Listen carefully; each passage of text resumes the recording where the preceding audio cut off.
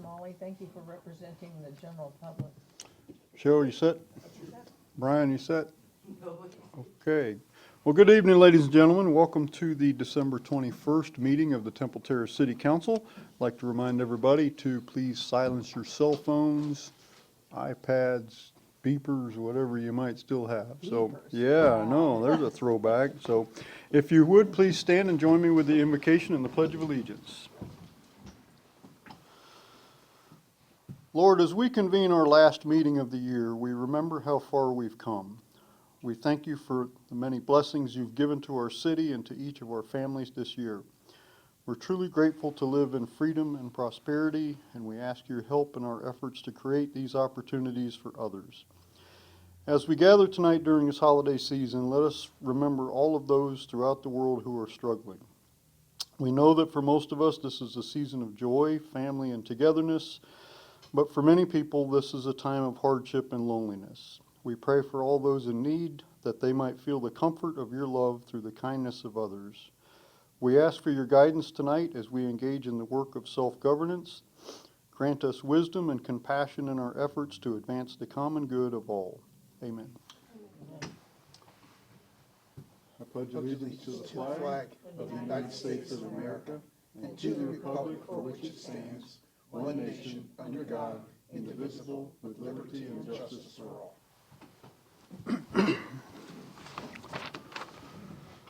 Well, good evening again to everybody. The first order of business tonight are appointments to our library board. There are 2 vacancies on the library board for a term extending from December 21 of 2021, that's tonight, until December 21 of 2024. Jessica Buckley and Kimberly DeFusco have terms that have expired. The city received 2 applications from Kimberly DeFusco and Jessica Buckley. Both are eligible to serve another term. Is there a motion to approve the appointments of Jessica Buckley and Kimberly DeFusco? So moved. Second. A motion and a second. Is there discussion on the motion? I'd like to point out for those watching on television that neither of these applicants are here, so I kind of skipped that part. So we do have a motion and a second. Is there any discussion on the motion? Seeing none, all those in favor signify with aye. Aye. Any opposed? No nays. I'd like to thank Jessica and Kimberly for their willingness to serve again. Has everybody had an opportunity to read the minutes of our December 7th meeting? And if so, is there a motion to approve? I move to approve the minutes. Second. Motion and a second. Is there discussion, corrections to the minutes? If not, all those in favor signify with aye. Aye. Aye. Any opposed? No nays. The minutes are approved. Now move to persons wishing to be heard on items not listed on the agenda or items on the consent agenda. We have imposed a 3-minute time limit on all comments from the public. We do ask that speakers come to the podium and state their name and city of residence, and we like to assure everybody watching that your comments are taken seriously, and the city manager and the directors and your elected officials do take note of your concerns. Are there members of the public who wish to address the council? Okay, seeing none, we'll move on to the first item. First resolution is a resolution approving fiscal year 21-22 school grant funding awards. Lynn Smalley, who is a member of our esteemed school support committee, is here to explain. Welcome, Ms. Smalley. Good evening. Good evening. Council members, my name is Lynn Smalley, 7822 River Ridge Drive, Temple Terrace, Florida, and I represent the school support committee this evening. Carol Dell did not come, last time she was back there. We thank you again for your confidence in our committee's review of the grant applications and our recommendations for funding that will impact the students and schools in our community. Mr. Schisler is usually at our meetings, and he sees. We investigate. We look up the items that they are wanting to purchase. We check prices. We look and see if there's a cheaper way to do it. As a result of your generous budget for the year, we've been able to offer multiple opportunities for our schools to apply for things that will have a positive impact on their school and student success. Our most recent window, we received 18 grant applications from schools in our area, and after review and discussion, we are recommending funding for 15 of those grant requests, totaling $11,027.54. We have a remaining $11,085.37, and so with those remaining funds, we have a winter grant opportunity for schools to further supplement programs and initiatives that show success. They are due on January 14th. We'll review them at our meeting on January 24th, and you'll see us again. So thank you for your support. Any questions on any of the grants? I don't think so. Are there members of the public who wish to comment on this item? Seeing none, council member questions? Any questions? Not a comment, but not a question. Okay, My comment is to segue on to what Smalley said about the diligence with the fiscal responsibility. Deeper than that is the educational requirement and the educational benefits that each one's going to bring. They analyze it from 16 ways from Sunday as to what it's going to do. What are we going to get out of it? What are the metrics? What are the deliverables from the students and so forth? And to that point, they do a very effective job in maximizing what they have to work with what the students are going to get out of it. And it's really fun to watch it. It really is. good. With that, would you like to make a motion to approve? Is it proper? I will so move to grant to approve the grant applications for this period. I'll second that. Motion and a second. Is there discussion on the motion? I would just like to echo Mr. Schisler's comments. I've been on the council for a while now, and I've been extremely impressed with the work of the school support committee, well, all the committees, but the school support committee in particular, in that the care that you use in deliberating these. I've watched this every cycle, and, you know, some of them you send back for more information or to make amends, or, you know, to make amendments, and Directions. you, so I'm constantly impressed with the work that you guys do, and so thank you so much for that. So, with that, all those in favor signify with aye. Aye. Any opposed? No nays. Motion passes. Thank you so much. Thank you. Merry Christmas. Next item is a resolution approving the purchase of replacement public safety police radios, and Police Chief Ken Albano is here to explain. Welcome, Chief. Good evening, Mayor, members of City Council, Ken Albano, your police chief. Before I go straight into the agenda item itself, I thought it would be prudent to share a little background information. None of you were on council, much less the mayor, back in 2013 when that council approved by resolution the implementation of our radio migration project. Also, I thought it would be beneficial for those that are watching, the public, to be able to hear it as well, because it is a very vital component of our public safety platform, police and fire, and critical to the continued successful operations of both departments. Back in 2008, when I became your chief, one of the first things I began to discuss with the then fire chief, Keith Chapman, was the lack of a platform that allowed us to easily have interoperable communications with our partners in the county and other municipalities. We depended on a Florida interoperability platform at the time, and by 2012, that platform had become defunct. It was no longer funded and therefore was shut down. Because of the sheriff's good graces and willingness to support us, HCSO took on the responsibility of operating what could best be described as a patchwork of radios and plug-ins and workarounds to provide the best possible, not dependent on the county's system necessarily, but radios that were supplied by all the municipalities that wanted to try to have that interoperable communications. They were at best unreliable and at worst extremely dangerous for police officers and firefighters as well. You have to be able to communicate at critical times to survive. So, working with Keith Chapman, the police department developed a plan and presented it to the council, which was approved by resolution on April 2nd, 2013, whereby resolution number 050-13 was approved, allowing the police department to expend $361,000 of W-Hanby inheritance money to build the infrastructure within our communications center that would provide us with the platform here in Temple Terrace that would allow us then to build out and become a part of the sheriff's office, cutting edge, quite frankly, because the 700 system hadn't been implemented at the time, new public safety radio platform. They provided us with that, and then in 2013, later, 2013, 2014, we were able to acquire $631,479, talking about fiscal responsibility, a UASI grant, which is the Urban Area Strategic.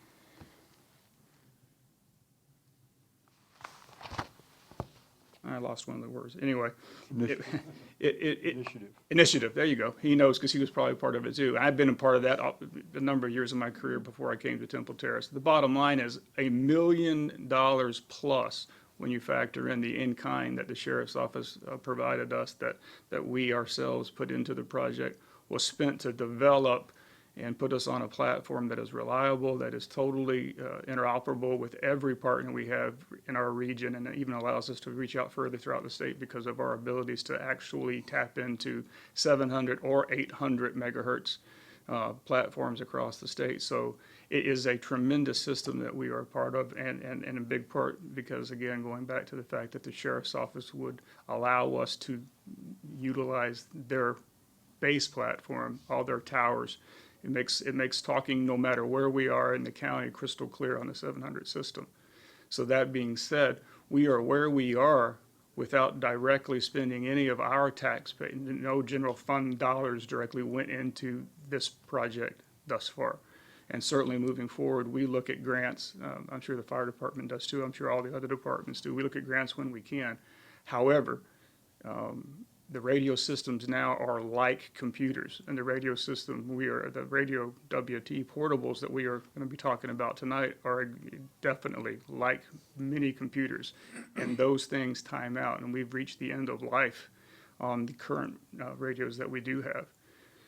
So with that being said, and seeing that coming, we included dollars in our budget for fiscal year 22 to allow us to purchase, phasing them in a 3-year plan, replacement WT radios, which is what I'm here to talk to you about tonight. So with that being said, as part of the police department's public safety radio replacement program, $72,837 was included within the fiscal year 2021 budget for the purchase of 20 XL-185P 700, 800 compatible megahertz public safety police radios from Communication International. The quoted price for the purchase of the aforementioned radios is $72,194, slightly less, and 60 cents. This expense will be paid from Police Department Equipment Account 001-1440-521.52-38. The selection of Communications International as our vendor of choice for the purchase is in keeping with the previously approved parameters of the Police Department's 2013 700/800 megahertz radio migration project, whereby that City Council approved and authorized the use of Hillsborough County Sheriff's Office RFP 26-10 for the purposes of the implementation, equipment purchase, and ongoing maintenance of the newly acquired equipment. On January 25th of 2021, HCSO executed an extension of his contract with Communications International, written pursuant to Hillsborough County Sheriff's Office RFP 15-20. Once the aforementioned new radios have been placed into service, 20 radios existing within our system will be processed for disposal in accordance with the guidelines that UASI has established. How we acquire them, we have to dispose of them in accordance with that. And that will provide us, even though they never technically were our property, they were ours through the initiative, a $5,000 credit because they've been well maintained. That maintaining them as well as we have also allowed us to extend the life a little bit further than would normally be expected for our radios. So the total cost of the 20 new radios, less the radio refresh credit, is the $72,194.60 that I mentioned before. It is recommended that City Council adopt a resolution approving the purchase of these 20 XL-185P 700, 800 megahertz public safety police radios, including all the required programming, encryption, EDAX trunking, and other equipment necessary to outfit the police department personnel assigned this equipment. With that, I'll stand for questions. Thank you, Chief. Are there members of the public who wish to comment on this? Seeing none, council member questions? I do have a question, Chief. Obviously, with the fire department on our system and you have more than 20 officers, you need more than 20 radios at some point. Is this a phased in? Yes, sir. We're phasing the portables are at end of life. we're phasing in, we do have spare radios, so if we have an issued radio go down, we will use one of our reserve radios and put them out for the officers to use. So it's not a matter of not having a radio in the hands of an officer that needs it. The fire department, when the selections were made, they opted for a different model because of their unique needs with going into buildings and such. It's not the same model, but they too are looking and they too are nearing their end of life, so they will be before you as well. We're phasing them in part because of financial reasons. I mean, it's $72,000 for 20 radios, so by phasing them in, it allows us to have a less impact on any particular budget while not So creating a problem for us What do you operationally. need? Probably about 60, don't you? It's a bit more than that, because we have 53 officers, and then you have to factor in, we had a reserve program that I have yet to get off the ground, So so. this will be what, a 3-year phase? 3-year phasing in for the portables. Now, the mobile radios as well are going to phase out. So either in year 3, I would expect to come before council also talking, if not before, talking about the mobile radios, which are in our vehicles Okay. for the same reasons. Councilmember Schuster, did you have a? Yeah, that, you asked the question I was going to ask. Can you, I don't know, if there's any other programs that are available with some of the other government monies, the federal monies that's floating around, if anything would qualify for that to help speed up that phase-in cycle, phase-in period? We always look, as I said before, we are always looking. I'm comfortable with the phasing in. I mean, I talked about other opportunities with the city manager, and I'm comfortable with phasing them in. It's not going to present at this point a problem. If it did, I would come back, I would talk to the city manager, come back before council and say, during the next budget cycle, no, we can't go 2 and 3. We have to get them all here next year. I'm not going to jeopardize my people ever. That's not going to happen. And again, we'll continue to look for those dollars. UASI, the $631,000 that we got, and you can look to the mayor, for a municipality, and I did this before for Plant City, sitting on UASI for them. That's not something one of the major players, HCSO in Tampa, yeah, they get those kind of dollars. That's unheard of in my experience to get that kind of funding. But it doesn't mean we can't get something lesser. So we're continually trying. And we'll do so in the future. You made a comment early in your presentation regarding the initial funding source, and you went fast through it, and I didn't understand, it was some type of inheritance fund? It was Sandra Prince's mother, Dovey Hamby, left specifically in her will a large amount of money Okay. to the police department. Now, while at the time that wasn't necessarily what I had hoped to spend it on, the bottom line is that was the need that presented itself. Okay. And at the time, with the support of the sheriff, it was an opportunity that we could not pass. So those funds were pulled from what would have otherwise been I would have held on to it kind of like you like to hold on to reserves and used it as sparingly as possible. I couldn't pass on this, and it was something that both Keith Chapman and I agreed on that we got to do now.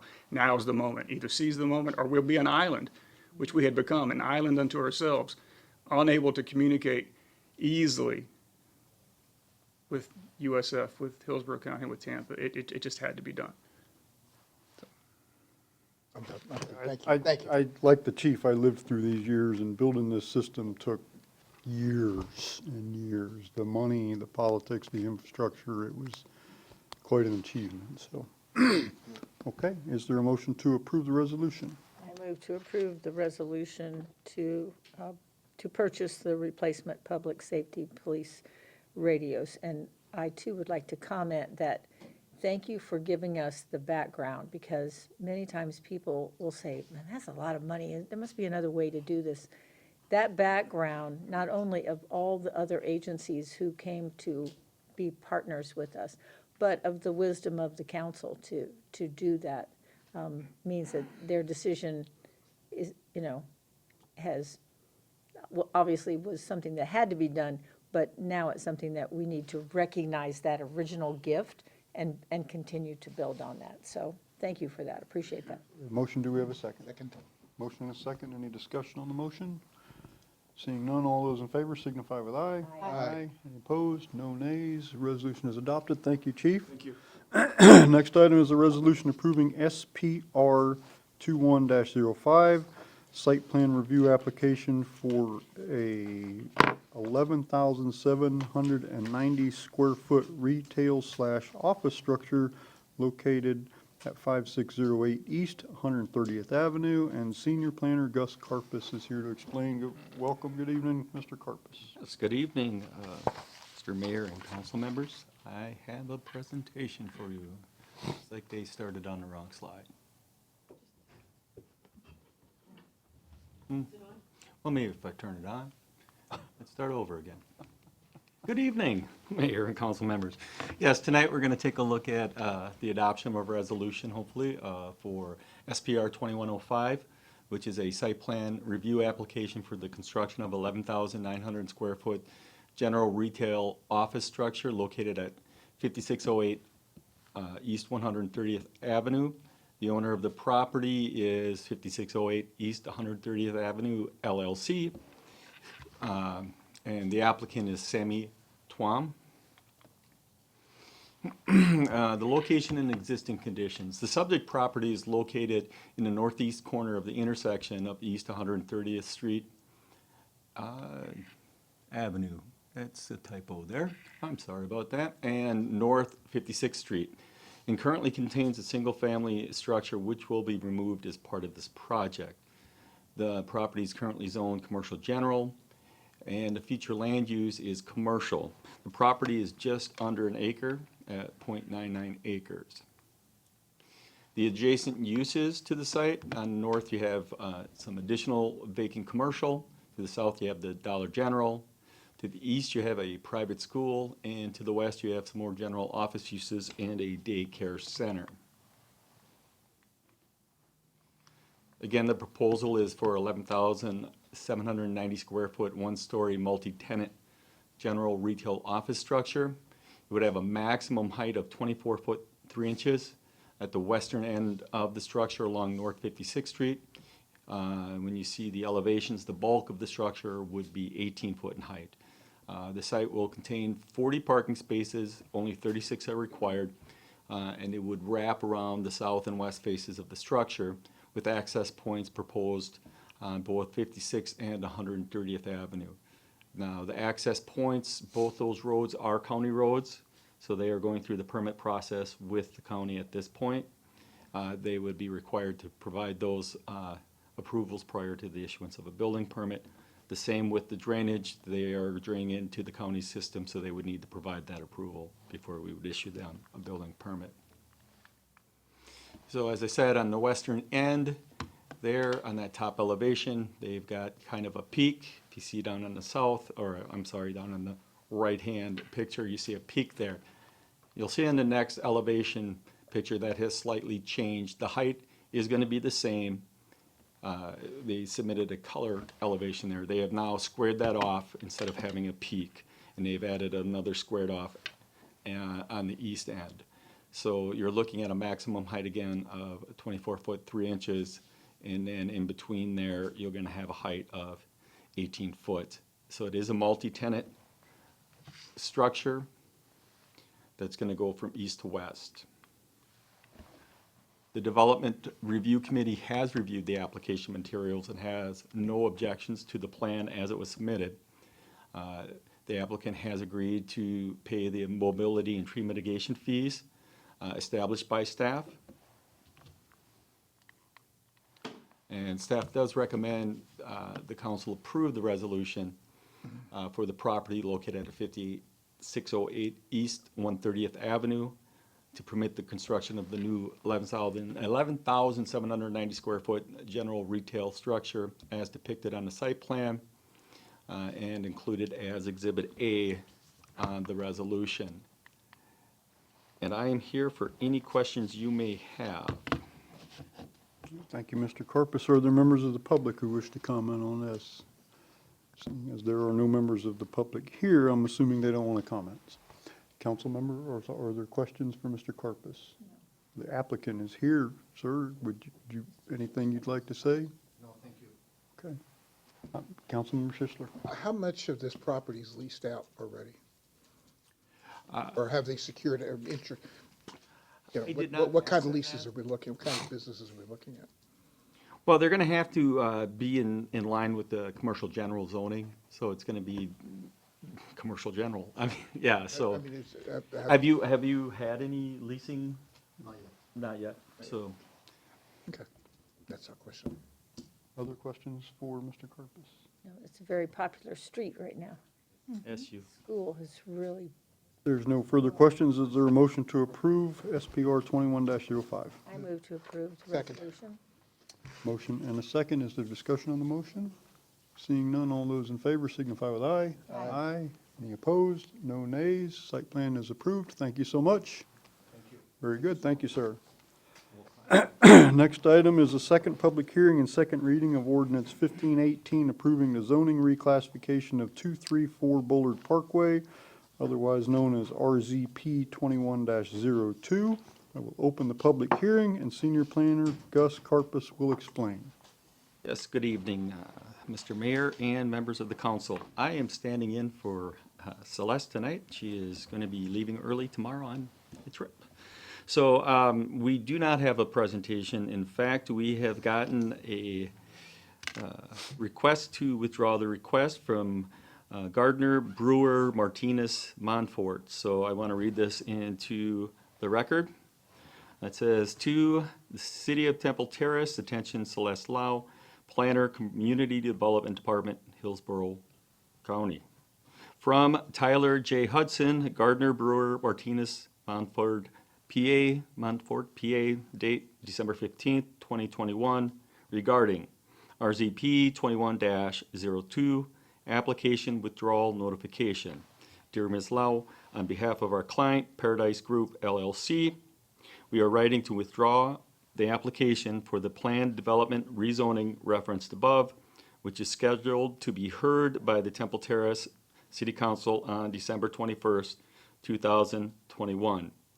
Thank you for your attention to this matter. If you have any questions, feel free to contact me at 813-221-9600.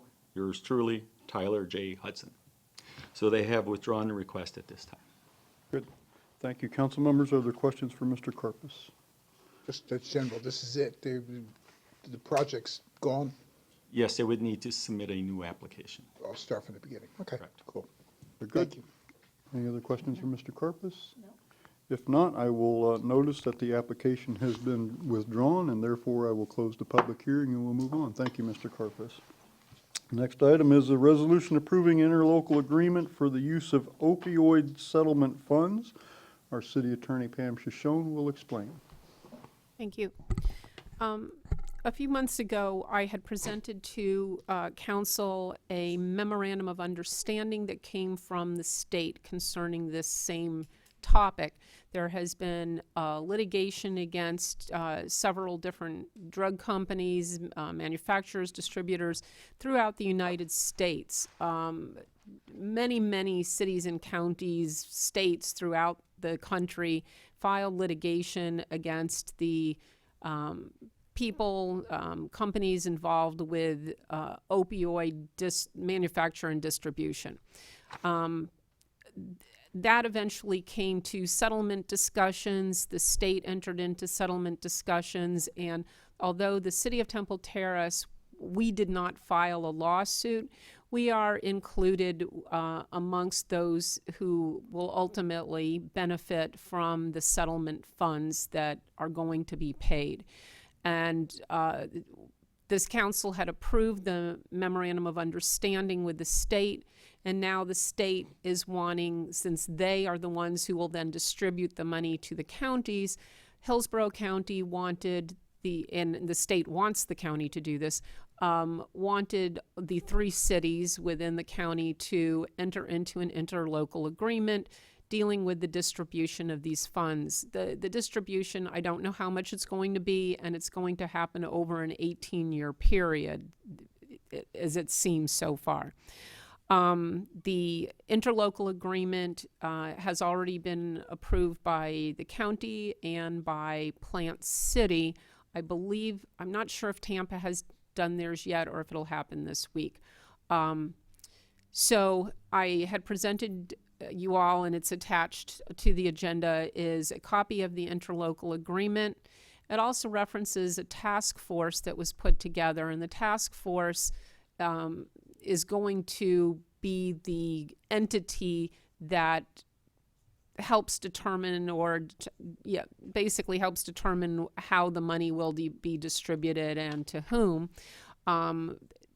Councilwoman Donahue had asked me whether we could have somebody that is more closely related to Temple Terrace put on the task force, and I did inquire and was put in touch with the right person, who said that our medical director, she'll be happy to send our medical director an invitation.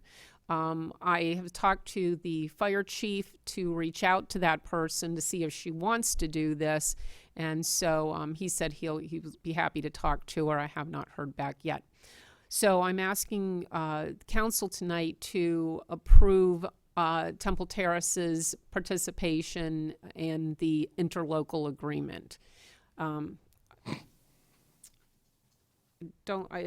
think I gave probably all the information that's necessary in the agenda item summary, but if you have any questions. Are there members of the public who wish to comment on this? Seeing none, council member questions for the city attorney. I do have a question. Councilmember Schuster. Thank you. I did see an article, a blurb in the paper within the last couple of weeks saying that one of the opioid litigation settlements had been rejected by the courts. Is this going to, if that in case holds up, will we have to come back and redo this, or will this be irrespective of what I didn't see it, so I don't know which one it is. I don't know why the determination was made. I don't know if it was even one of the. I mean, there were many cases. This isn't just one case, so it could be one that has nothing to do with us. Was it a case involving Florida? I tried to go back and find it, and I couldn't. When I saw it was on the agenda, I tried to go back and find it, and I just was unable to do so. And it's just, I mean, for them to be asking us now locally to enter into this agreement, I'm assuming that the state is fairly certain that their deal is done. So I move to approve the resolution for approving the interlocal agreement between the city of Temple Terrace and all the other cities in the county for the opioid litigation settlement funds. A second. Motion and a second. Is there discussion on the motion? Seeing none, all those in favor signify with aye. Aye. Any nays? The resolution is adopted. Thank you. Council business. Is there any other carryover council business from previous meetings? I have an addendum, if I may. Council. It's a real hot topic, and this is very, very important that we need to do this. But I'm being facetious. It piggybacks on the wastewater study that we approved at the last meeting. I'd like city manager to take a look at our grease trap ordinance. I think the grease traps are going to be a significant impact or influencer to our wastewater status at this point. And I think it was discussed several years ago, but it's been a while, and I couldn't find anything in any records that the last time we looked at it.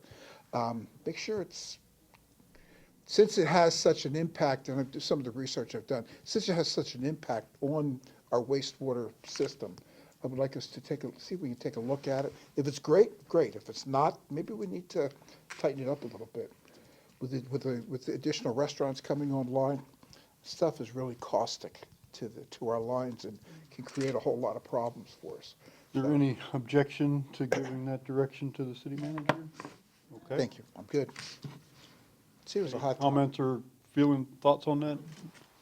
No, I know that our grease trap ordinance was created. It's pretty strong. I mean, and code enforcement certainly enforces it. We know that. We can certainly look at it and see Just make sure. how it correlates with the new wastewater plan. But Okay. we'll tweak it and bring it back to council if we need to. Thank you. Very good. Thank you so much. Any other carryover council business? I do have one issue that I wanted to bring up at our last meeting, but it went so late and it's kind of, everybody was kind of exhausted. I didn't think that was the right, he would have killed me if I'd have brought this up. Some months ago, I asked for your permission, and you granted it to me, to meet with members of the Patel Group to discuss their interest in the city, in purchasing a city property next to Patel High School. We have met and discussed several times about their interest. If you'll recall, in October, they made a presentation about what they would like to do with that property, and that is, just to refresh your memory, is to build a college of trade and technology there to include different trades and technicians and construction work, auto mechanics, electric vehicle repair. They're in discussions with Tesla about having some type of Tesla certification program for people to work on Teslas. So those discussions have continued. That's part A. Part B is related but somewhat separate. Part B is, I've also had discussions with them about the possibility of reaching a deal of sorts that would allow us to build a new police station. They are willing, separate from this, they are willing to pledge up to $20 million to build a police station at a location of our choosing, to our design specifications, and then enter into a long-term lease arrangement whereby we would pay that back over 30, 40 years, however long the lease would take. The focus of our discussions, or where we've left this, the point we've gotten to in this, and I can't really go past this, this is kind of where we are right now, is there a way to structure that agreement in such a way that this could be cost neutral to the city, so that the tax revenue for the project, the property, and they would like to incorporate the high school as part of this, so the whole campus would be in our city. Would the tax revenue from that be a dollar for dollar offset for our lease payment for the police station? And we can't get to those numbers without going a long way down the rabbit hole. And we can't go down the rabbit hole that far if we don't at least have some conception that this is something we want to pursue. I've discussed this with both the police chief and the city manager several times. There are a lot of questions, more concerning the agreement with the police station. Those are where most of the unanswered questions lie. The property question is pretty straightforward. We either want to and we can agree on a price, or we don't want to. That's pretty straightforward. I would say that the discussions about the police station are probably moot if we don't reach an agreement on the land. I don't know that that pledge would still be of interest to them. They've expressed to me several times, in fact, Dr. Patel himself has expressed to me their interest in investing and establishing a larger footprint in Temple Terrace, and expanding their presence here, their foundation's presence here. He mentioned a few large investments that he already has that we didn't even know about, that he was actually the investor that funded some of our projects, 3 people removed. But his foundation already has a lot of money in Temple Terrace, and they would like to continue along that line. So what I'm asking the council tonight is, that's about as far as these conversations can go. There's really nothing more for us to talk about unless we want to take the next step. And the next step for us is to decide if we want to sell that property to them or to anybody, because by our own rules, we have to do a notice of disposal and publicly inform everybody that we intend to dispose of this property. And then it would be open for anybody who wanted to purchase it to make an offer. That would be the first step. Now, we would not be bound to do anything. If we did the notice of disposal for, I don't know what time is appropriate, but let's say 60 days or whatever is appropriate, we're not bound to take any of the responses. In other words, somebody comes in and says, well, I'll give you, $1,000. Well, we don't have to take that. Or if, when we get down to brass tacks, and if we don't like what they want to do or the price that they're offering, we don't have to take it. But we really can't take this any further than this unless we agree to do the notice of disposal. Personally, I think we should.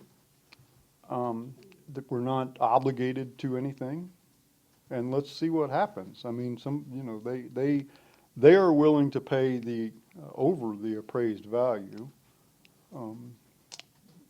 already. Now, I don't know if somebody else might come along. Who knows?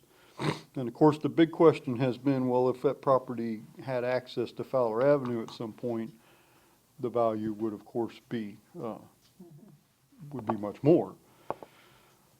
And that's true, but we have had that property in our inventory for a long time. And it may get Fowler Avenue access at some point, and it may not. And, I think what they want to build would be beneficial to our city. And, I think we should see what comes back. So I put that out there because I need to know what you guys think about this. Councilmember Schuster. Yes, thank you. It's almost like a chicken and egg issue, all right? In my mind, and I have no problem with moving forward with this. I have had experience with the Patel Foundation on I don't know how to classify it, but I'm involved with Terrace Community Middle School, and the deal sounds almost too good to be true, but sometimes it isn't.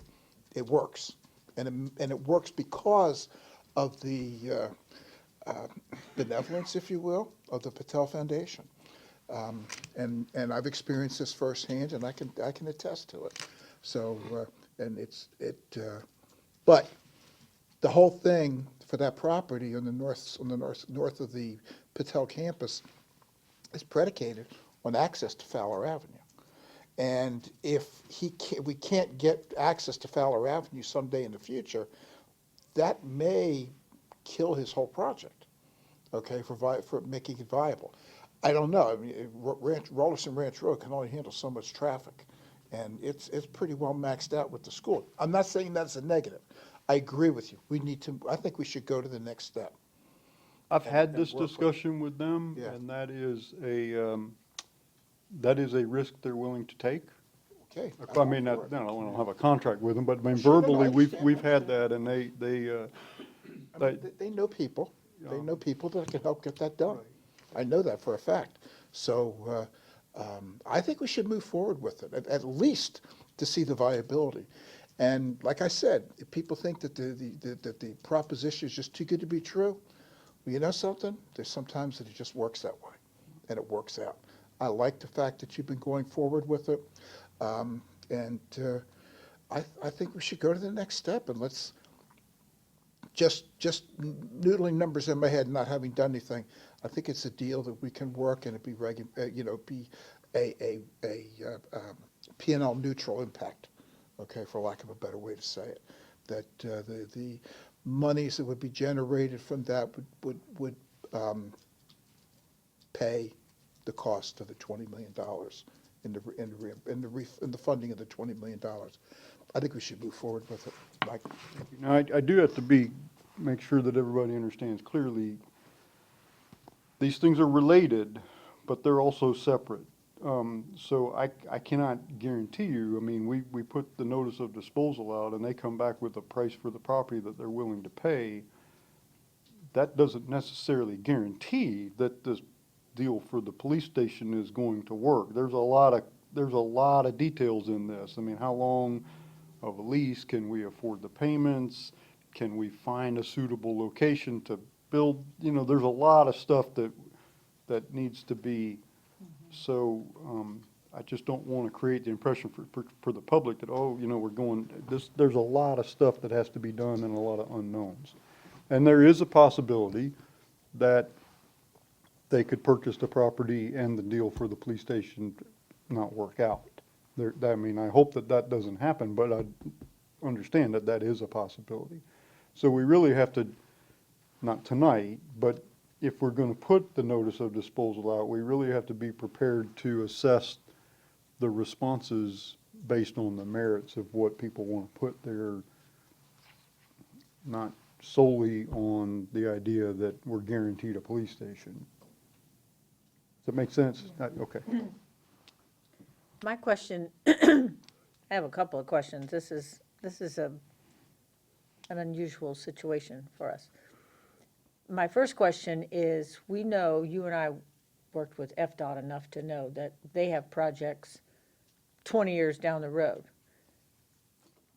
Where are we on getting that road? I mean, we thought we were close at least twice, and then they did all of this huge renovation out there 2 years ago, and lo and behold, there's no cut for us. So, cut being an access point.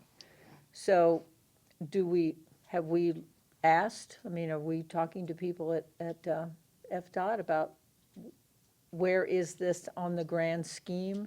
Is it even on the list? I don't want to sell to somebody and then find out that, and please, don't, I hope this doesn't come out wrong, that they knew that they could get the work done, and then, you know, somebody else is like, well, I'm only going to give you 2 million because there's no access, and then Dr. Patel has worked out something and he can get it right away, and so now, you know, he knows he's got the And good stuff. you have a And I very- don't mean, please understand, I'm not saying anything bad about Dr. Patel. I'm just saying he does know people, and if he knows that there's a good chance we're gonna get that road, let's find out. Why does he feel that it's something that can be accomplished? Well, that's a good question, legitimate question. Maybe more for when we're assessing responses, but there's a flip side to that too, because I've had these conversations with him, and I'll let the city manager answer the FDOT thing too. I know of no plans for them to give us that curb cut. All I know of is barriers. He says, and his response to that is, it doesn't matter. If I get the curb cut, that's wonderful, all the better, because then I can sell some of the out parcels and maybe develop some of them. But if I don't, I still can put what I want, even if I don't get the curb cut. Even if I don't get Fowler Avenue access, it's not a deal killer for me. But the flip side to that is, if we don't get Fowler Avenue access, that property's not worth much. Yeah. And so, you know, that's a gamble for us too. Right now, it's got value because there's a question mark. If that question mark goes away and DOT says, you know what, you're just not getting a curb cut, that value of that property just went way down. So that knife cuts both ways. Absolutely. So, Danny, I'm sorry, I did you want? recognize that, but, I mean, did they tell us why we're not on the list for that? I mean, we're talking about a major intersection, which now, that neighborhood is about to go, you know, Thenodisassa is not gonna be Thenodisassa that nobody knows how to say anymore. It's moving right now. It's growing right now. So it would seem that should be somewhere on the horizon for someone. I'm just surprised that it isn't on any list. I'm not so surprised about that. I mean, you're talking about, what, 27 acres of undeveloped land, okay? That, there's nothing there. There's no pressure coming from that.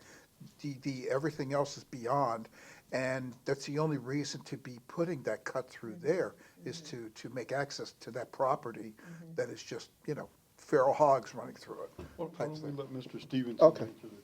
Go ahead, Mr. Stevenson.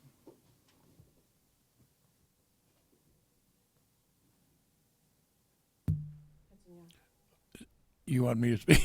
Yes. I'll give you what I know. Pre-COVID, we were very close to getting DOT to sign off on that. One of the stipulations that DOT wanted from the city was to be able to move that curb cut as far down towards the bridge going east as possible. In order to do that, we've got to get an easement from SwiftMud. SwiftMud is basically still closed down from COVID. You can't get hold of anybody. I have written the director of SwiftMud a letter requesting that easement across their 5-10 acres, but I haven't heard anything back, right? Last time I spoke with the DOT secretary, he pretty much had committed that they would have to work with us on something to get that access. I think it is a good possibility that we can get it, but we've got to get that easement across the SwiftMud property in order to satisfy DOT's requirement. If you remember correctly, some time ago, SwiftMud gave us 5 acres out there so that we could build the wastewater treatment plant.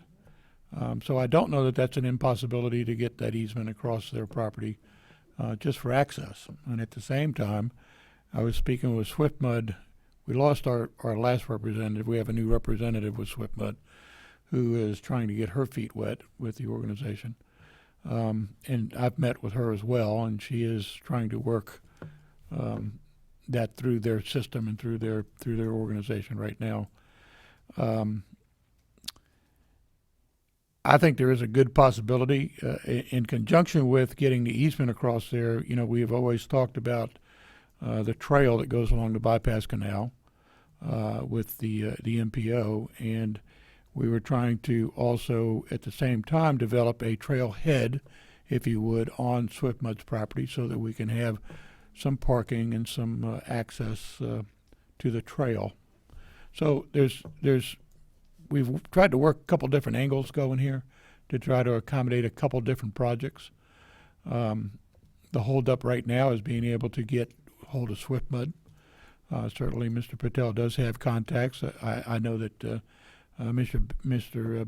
Bagdi had indicated to me that they're interested in the property, whether they can get the access or not for their project. Now, you are correct. If you get an access to Fowler Avenue, even if it's a right-in, right-out only, that property is increases in value considerably. But I don't know that we can bank on that. Okay, I just don't know that we can bank on that. Having an interstate piece of property like that, access, if we've all traveled interstates, we know what interstate intersections look like. If you don't have good access, it doesn't make for a very good development. So having Fowler Avenue access doesn't allow very much development out there if you don't have that access. That's my opinion. So I don't know what list you may be referring to, though. I don't know that we're on a list of any sort.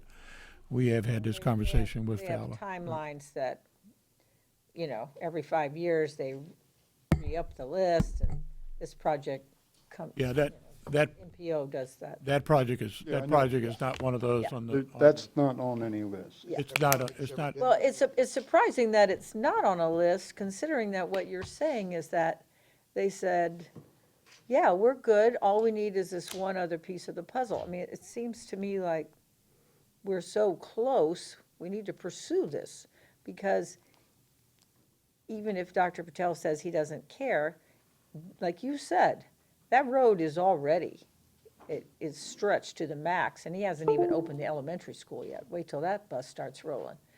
And, you know, I mean, it's gonna be, he's gonna need it. But we're gonna need it to know that we're gonna need to have a yes or a no. But to go to your original question, I do think you're right. In order for us to even start this process, we have to agree that we're ready to, you know, put it out there that this property is for sale, with or without the access road. I mean, that, right now, what we have to sell doesn't have access road. But, you know, sounds to me like there's a good chance we should get one if we keep talking to SwiftMud. If that's the only holdup, If he said that's the only holdup is swift mud, then we need to be dogging that one, going after that one, saying, okay, we got 2 of the 3 legs of this stool are standing. Let's get the 3rd one in place. And that seems to be Swift Mud, who has always been, they've always been good partners with us. And if there's a reason to say yes, they have said yes. So, I mean, I wouldn't let this one sleep at all, especially with all this conversation going on. And then it will help us, it will say to us, oh, well, all right, if the price of this property is now not X, but Y, which is a lot more money, then will help us to pay for that police department down the road, right? Because that would be part of it. Keep in mind, the gamble is, if they say no, that property Yeah. could go from being 4.38 million of assessed value to being $1 million. Because now any potential developer knows they're never gonna have Fowler Avenue access. So that, like I said, that knife cuts both ways. So, Councilmember Abel. So I agree that the notice of disposal is probably the next step that we ought to do. And I just had some questions. There were a lot of moving pieces in what you said, I know, but the $20 million, was that something that they offered, proposed, or suggested for the police station? That's a good question. That was a number that I obtained from the police chief from a somewhat dated estimate of what it would take to build from the ground up a police station. I don't know that anybody knows for sure. My hunch is that number is probably a wee bit high. Of course, that depends on whether we have to purchase land or if it's built on land that we already own. But the $20 million entered into the conversation because very early on, I said, well, we need $20 million for a police station. How can we? That's where the $20 million came. And so they said, well, we will pledge up to $20 million. They think, I think, maybe that number is a little higher than it will turn out to be, but that's how much they're willing to pledge. Okay. And I guess before I would want to say anything about agreeing to any sort of offsetting of lease amounts, I would want to definitely know every single term before we said something like that and those values. But I think it sounds like a good idea to move forward on this because that property's sitting. It's not really, it has a lot of potential, I think, so. There are, and that's why I cautioned everybody, there's a ton of questions around the potential agreement for the police station. There's a lot of stuff that nobody can know the answer to. They can't know it, we can't know it. Chief and I have had conversations, city manager and I have had conversations. We just don't know some things. We don't know where it would be. We don't know what it would cost to acquire land if we had to buy land. Where would be a suitable location? The building would need to be big enough to accommodate growth for the next 30 or 40 years at least. Expansion, parking, all the things that go with a police station. There's a lot of stuff. My biggest concern at this point is, and I've said this to the Patel Group, I don't know that we as a city can absorb a whole lot of lease payments annually if we can't make these 2 projects offset. I don't know what, and that's one of the question marks is, what's their tax revenue coming into us gonna be? Well, and of course, any change in ad valorem changes that too. So the deal would have to be structured so that any lease escalators are kind of related to the ad valorem. There's a lot of stuff here that has to be, and we're a long ways from any of that. But I think, as Councilmember Schuster says, and as the police chief said earlier with the radios he's talking about, there's an opportunity that came up that may not come up again. We're not committing to this. We're not committing to anything. We might get at the end of this discussion, we may say, you know what, we're going to hold on to this because in the 60 days that we had the property out there, we had further talks with Swift Mud, Or we may put it out there and somebody comes back with a $20 million offer because they know they can get Fowler Avenue access. Well, now we have another problem because now, you know, how bad do we want this thing versus getting, you know, there's all kinds of stuff we don't know, but we're never gonna know the answer to any of this if we don't at least move the step one. We have to take the first step. Yeah, And yeah, I think yeah. going forward with that is the first step. That was. That's what I think too, and I'm not asking you to commit to anything, I'm Yeah. just saying, I think we need to explore further, and we can't really unless we put it out there. Absolutely. I agree. Mr. Stevenson, any thoughts you wanna, I know we've had conversations, but if you wanna Yeah. share your, We've had the conversations, and, you know, we could certainly guess what they're gonna build out there. I mean, if you're looking at $150 million worth of development, you're probably talking about $1 million a year coming in revenue. But, you know, the devil is in the details. You and I have talked. I mean, you know, what's a term of buying back $20 million from them? I mean, if they're going to want to obviously make money off of us, we could go the different route and bond this out with $20 million. So there's a lot of detail that needs to be done, but I think you're right. The first step is to find out whether or not you want to sell the property. That is the first step. So, I mean, if you're not willing to dispose of the property, then this is all kind of moot discussion. But that is certainly, I think, the direction that you need to go. I think you've seen enough nodding heads to know. that- well, now, this one's gonna call for a motion. This one can't be nodding heads. This one's good, because we're making a decision to put a notice of disposal out. We're not making a decision to accept any of the offers. I want to be clear on that. Well, this is also a big decision. Should we not wait until Mr. Chambers is here? I mean, does this need to be done tonight, or can we wait? I would, It's on the I would agenda. like to have this done tonight because I have already put them off because of the last meeting was so late. Oh, okay. And, you know, I don't know how long a normal notice of disposal is, 60 days probably? Probably 60 days. But So- I would suggest that we give us direction to kind of move in this, to create a resolution and do this by resolution, Okay, or the sale of the property. okay. So we have an official document, but we can throw something together. We've done this before. I can't remember which piece of property, but I know since my tenure here, we've done this before. So we could put a resolution together and have it to your next meeting, Okay. if that's the direction you want us to go. So it will be finalized at the next meeting. Be voted on, yeah. Yes. Okay.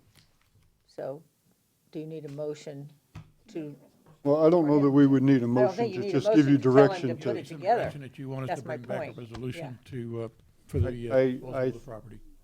Am I correct that I'm hearing that we want to do that? Yes.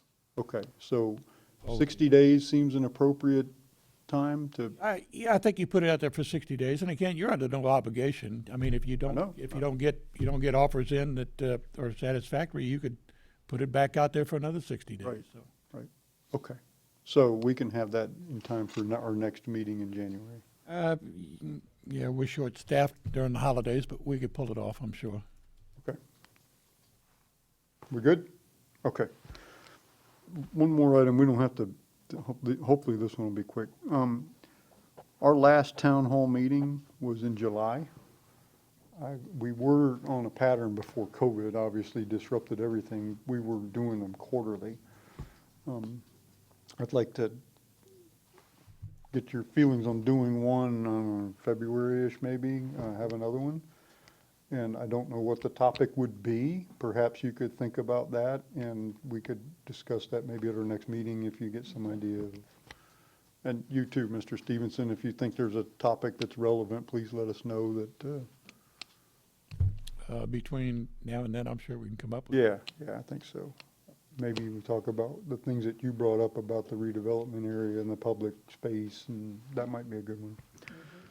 The last thing I just want to let you know is that we went to new business. I'm sorry, I switched gears.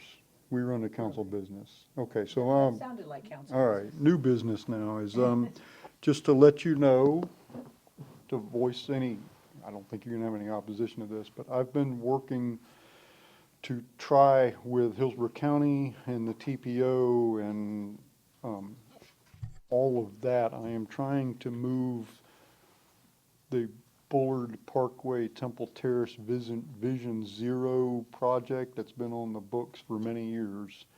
And I'm trying to urge them to kick this one forward.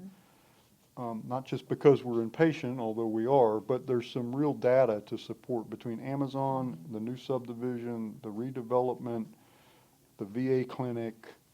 There's a lot of stuff, the bike trail, the mountain bike, there's a lot of new development. And I'm trying to urge them to bump that one up. They cannot use ARPA money for that, but they just committed million, I can't remember the figure now, a big portion of their ARPA money to resurfacing projects. They're using that for their revenue reimbursement portion is how they're doing that. Well, I'm trying to make the argument with them is that some of those projects were funded already. So you should have some money freed up from, in other, to push this forward. So anyway, I say that if in your travels and discussion, you're so minded to kind of support that, I would appreciate that. Yeah, and there was quite a bit of discussion. I asked them at the meeting we went to last week about all of those, we have Temple Terrace Elementary, and I'm seeing people crossing over now from the south side to walk over to the school, and none of them are doing it at the crosswalk. Yeah, but the meeting we had the other night is It- FDOT, that's it was. 56th Street, not, I know. yeah. Well, I'm sorry, you're right, but we've got to get everybody's eyes on that road, is my point, is that, they knew, just mentioning the different places, intersections and what have you, they knew all of those spots, because we need, like I said, we need both agencies on this, because the Vision Zero will definitely be involved in the crossing Right. for the elementary school. Well, I'm working on that. If you have any support in your interactions, I'd appreciate it. Zero is Hillsborough County though, right? Yeah, that's TPO. Yeah. Yeah, that's a county road, not That's a county. 56th Street's a FDOT state. FDOT's not gonna, they're not gonna do much with that, I don't believe, but, TPO is Yeah. definitely the vehicle to work with. That's all I have. Other new business or board reports? City manager's report. Thank you, Mr. Mayor. I don't know that I've got a report other than just to wish everybody a Merry Christmas and a Happy New Year. Thank you. You also. We need to approve that? I'm sorry? I approve that. City attorney's report? Joke. I do have a short report, but I also, in the meantime, looked up what Councilman Shisler had mentioned about the Microphone? opioid, Your microphone's not on. about the opioid litigation and the overturning of a settlement.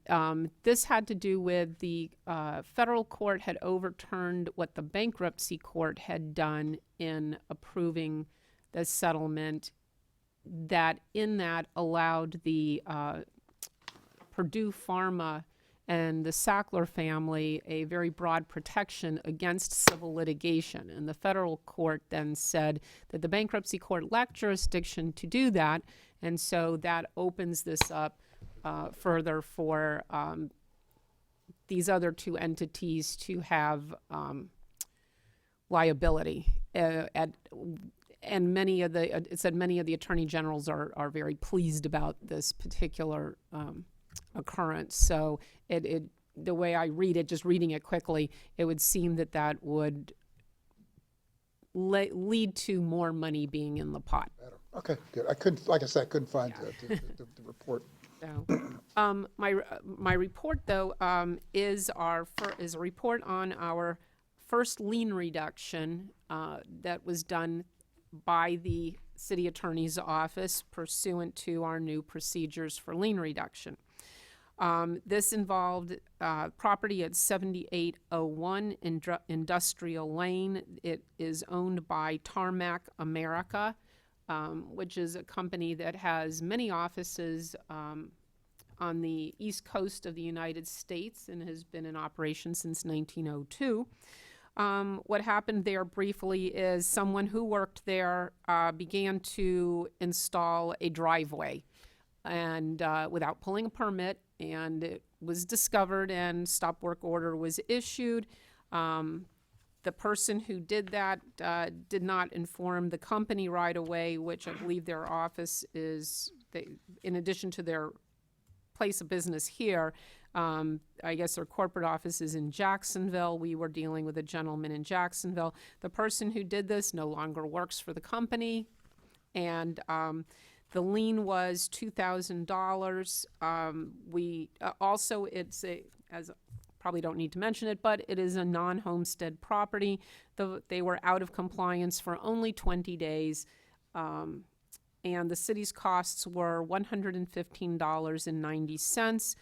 The lien amount was $2,000, and we settled it for $615.90. So it was the cost plus $500, and they need to pay by January the 8th. If they do not pay by January 8th, then the lien will revert to $2,000. So if you have any questions? Okay, so that's our first one. There's nobody here. Nobody here. All these people who are interested in this. Like kicking a 65-yard field goal and the stadium's empty, right? So, and that's it for my report. Thank you. Very good. Anything else, council members? Merry Christmas, everybody, and happy. Charles, anything else? City clerk, anything? Very good. If not, we are adjourned. Everybody have a great holiday season.